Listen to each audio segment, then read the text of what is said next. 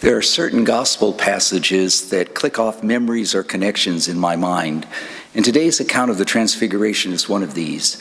Jesus takes 3 of his closest friends up on a mountain to pray, and Jesus is transfigured. They see Jesus in a way that they had not seen him before. When I hear this passage of the gospel, I think of a movie that came out many years ago, and the movie was called Mask, and it was based on the life of a young man named Rocky Dennis. And Rocky was born with a very rare disease that caused the bones in his skull and his face to grow abnormally large than they would be normal. And as he grew into adolescence, his face was terribly distorted. Most people shied away from him, and there were those who sadly made fun of him. But Rocky was a beautiful person who was determined to live his life to the full, and he was blessed with a close circle of friends who truly loved him and a mother who was devoted to him. But there's a scene in the movie that I will never forget. Rocky and his friends went to the amusement park, and they entered the House of Mirrors. And as they went from mirror to mirror, their images were all distorted. Some mirrors made them tall, some made them fat, and they laughed as they went through that House of Mirrors until they came to a mirror which distorted the faces of all of Rocky's friends, but in doing that, removed the distortions from Rocky's face and showed him as a handsome young man. And in that powerful moment of the movie, everyone saw Rocky in a new way. They saw him as he truly was, a beautiful person. Well, something similar happens in today's gospel. Peter, James, and John see Jesus in a new way. They saw something that they had not seen before.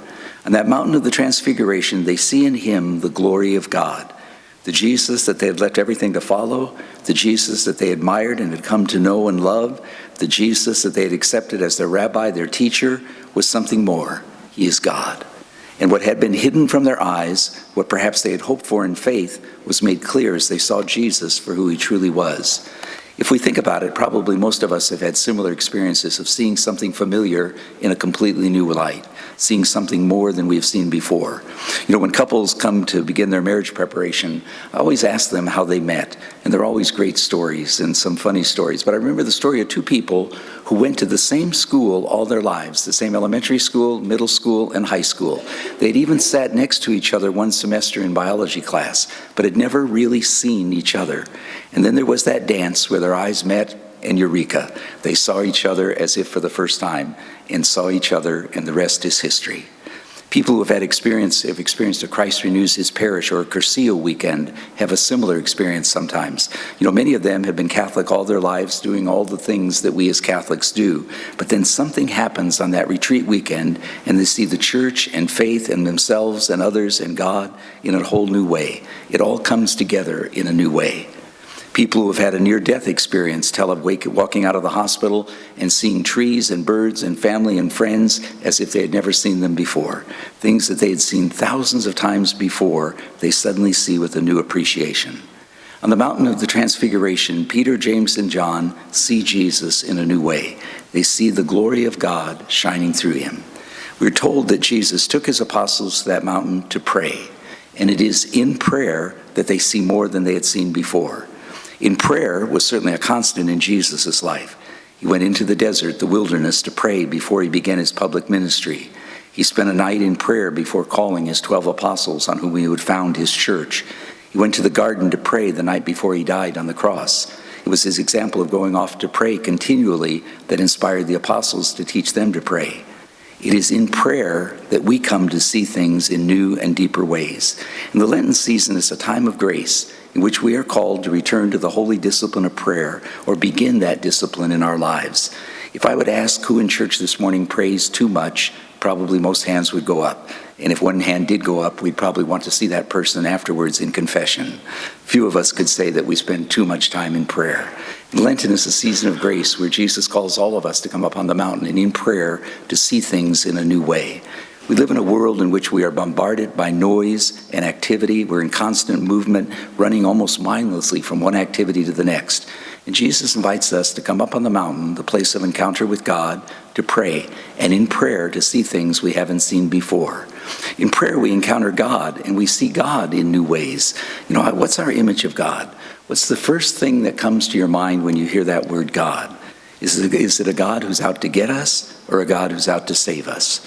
Our image of God is so important, and it's so easy to have a distorted image of God. Is my image of God a vengeful God who's just waiting to catch me in sin? Or is my image of God a saving God who would move heaven and earth to save me, who has moved heaven and earth to save me? In prayer, we come to know God as he really is. What did Jesus tell us? When you pray, say, "Our Father who art in heaven." It is in prayer that we come to know God as he really is, a Father who loves us and cares for us. But it's also in prayer that we come to know ourselves as well.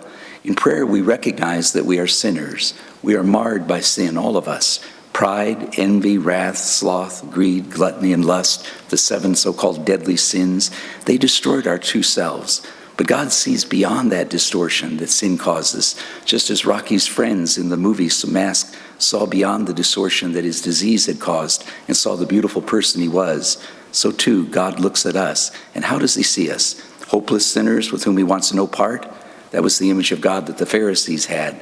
Or does God see us as beloved children, treasured and loved by a Father who hurts when his children hurt? And that's what sin does to us. It hurts us, and therefore God hurts. This is the image that Jesus gives us.